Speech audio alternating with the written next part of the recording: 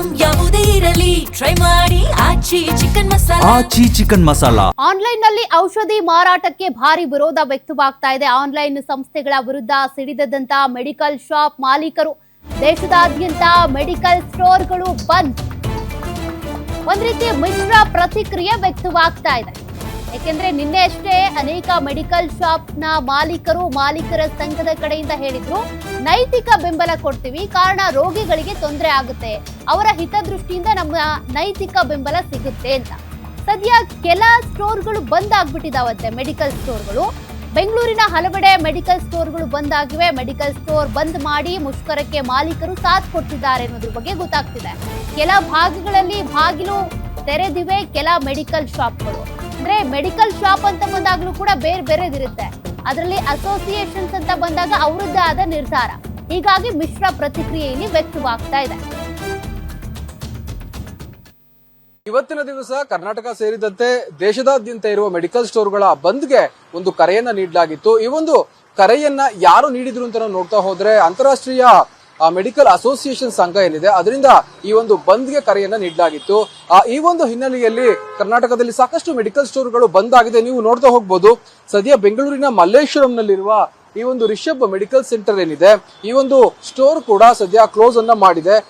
ಈ ಒಂದು ಬಂದ್ಗೆ ಪ್ರಮುಖ ಕಾರಣಗಳನ್ನ ನಾವು ನೋಡ್ತಾ ಹೋದ್ರೆ, ಏನು ಆನ್ಲೈನ್ ಅಲ್ಲಿ ಸಾಕಷ್ಟು ಔಷಧಗಳನ್ನ ಮಾರಾಟವನ್ನ ಮಾಡಲಾಗ್ತಿದೆ, ಆದ್ರೆ ಅದರಿಂದ ಒಂದು ರೀತಿಯ ಸೈಡ್ ಎಫೆಕ್ಟ್ಸ್ ಹೆಚ್ಚಾದ್ರೆ ಇನ್ನೊಂದು ರೀತಿಯಲ್ಲಿ ಮೆಡಿಕಲ್ ಸ್ಟೋರ್ ಯಾರಿದ್ದಾರೆ ಆಫ್ಲೈನ್ ನಲ್ಲಿ ನಡೆಸುವಂತಹ ಮೆಡಿಕಲ್ ಸ್ಟೋರ್ಗಳಿಗೆ ಒಂದು ರೀತಿಯ ನಷ್ಟ ಆಗ್ತಾ ಇದೆ. ಈ ಒಂದು ಹಿನ್ನೆಲೆಯಲ್ಲಿ ಈ ಒಂದು ಬಂದ್ಗೆ ಕರೆಯನ್ನು ನೀಡಿದ್ದಾರೆ. ಮತ್ತೊಂದು ಅಂಶ ಏನು ಅಂತ ಅಂದ್ರೆ, ಯಾವುದೇ ಒಂದು ಅಂಕಿ ಅಂಶ ಇಲ್ದೇನೆ, ಅಂದ್ರೆ ಯಾವುದೇ ಒಂದು ಡಿಸ್ಕ್ರಿಪ್ಷನ್ ಇಲ್ದೇನೆ ಅಥವಾ ಪ್ರಿಸ್ಕ್ರಿಪ್ಷನ್ ಇಲ್ದೇನೆ ಆನ್ಲೈನ್ ಅಲ್ಲಿ ಯಾವುದೇ ಮೆಡಿಕಲ್ ಎಮರ್ಜೆನ್ಸಿ ಆಗಿರುವ ಟ್ಯಾಬ್ಲೆಟ್ ಗಳನ್ನ ತರಿಸ್ಕೊಳ್ಬಹುದು.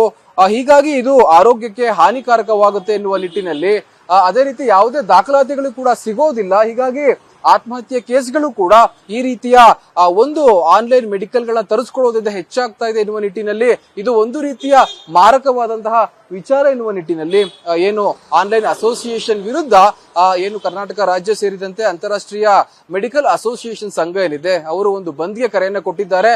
ಬೆಂಗಳೂರಿನಲ್ಲಿ ಯಾವ ರೀತಿ ವಾತಾವರಣ ಇದೆ ಅಂತ ನೋಡ್ತಾ ಹೋದ್ರೆ ಖಂಡಿತವಾಗಿಯೂ ಭಾಗಶಃ 60% ಮೆಡಿಕಲ್ಗಳು ಓಪನ್ ಇದ್ರೆ 40% ಮೆಡಿಕಲ್ಗಳು ಕಾರ್ಯವನ್ನ ನಿರ್ವಹಿಸ್ತಾ ಇಲ್ಲ ಅಂತಾನೆ ಹೇಳ್ಬಹುದು. ಯಾಕಂದ್ರೆ ಕೆಲವೊಬ್ಬರು ಒಂದು ಬಂದ್ಗೆ ಬೆಂಬಲವನ್ನ ಸೂಚಿಸ್ತಾ ಇದ್ದಾರೆ, ಆದ್ರೆ ಕೆಲವೊಬ್ರು ಇಲ್ಲ ನಾವು ಕೂಡ ಬಂದ್ಗೆ ಬೆಂಬಲವನ್ನ ಕೊಡ್ತೀವಿ, ಆದ್ರೆ ಎಸೆನ್ಷಿಯಲ್ ಆಗಿರುವ ಕಾರಣದಿಂದ ಮೆಡಿಕಲ್ ಸ್ಟೋರ್ಗಳಲ್ಲಿ ಕೆಲಸ ಮಾಡಲೇಬೇಕು, ಹೀಗಾಗಿ ನಾವು ಆ ಮೆಡಿಕಲ್ ಸ್ಟೋರ್ ನ ತೆರೆದಿದ್ದೇವೆ ಎನ್ನುವ ಮಾಹಿತಿಯನ್ನು ಕೊಡ್ತಾ ಇದ್ದಾರೆ. ಆದ್ರೆ ಪ್ರತಿದಿನವೂ ಕೂಡ ಇದು ಹೀಗೆ ಆಗುತ್ತಾ ಅಥವಾ ಇವತ್ತೊಂದ್ ದಿವಸ ಮಾತ್ರ ಇವರು ಈ ರೀತಿ ಕ್ಲೋಸ್ ಅನ್ನ ಮಾಡಿರ್ತಾರೆ ಅನ್ನೋದನ್ನ ಕಾದು ನೋಡ್ಬೇಕಾಗಿದೆ. ಇದರ ಸ್ಪಷ್ಟ ಚಿತ್ರಣ ನಾಳೆ ಅಥವಾ ನಾಡಿದ್ದು ತಿಳಿದು ಬರುವ ಎಲ್ಲ ಸಾಧ್ಯತೆ ಇದೆ ಅಂತ ಹೇಳ್ಬೋದು. ಅದಕ್ಕೂ ಮೀರಿ ಏನು ಮೆಡಿಕಲ್ ಅಸೋಸಿಯೇಷನ್ ಸಂಘ ಇದೆ ಅವರು ಯಾವ ನಿರ್ಧಾರವನ್ನ ತೆಗೆದುಕೊಳ್ತಾರೆ ಆ ನಿರ್ಧಾರಕ್ಕೆ ಮೆಡಿಕಲ್ ಸ್ಟೋರ್ ನ ಮಾಲೀಕರು ಭದ್ರಾಗಿರ್ತಾರೆ ಅನ್ನೋದು ಪ್ರಸ್ತುತವಾದಂತಹ ಮಾಹಿತಿ. ಕ್ಯಾಮರಾ ಪರ್ಸನ್ ರವಿ ಜೊತೆ ಗಿರೀಶ್, ಗೆಟ್ ನ್ಯೂಸ್, ಬೆಂಗಳೂರು.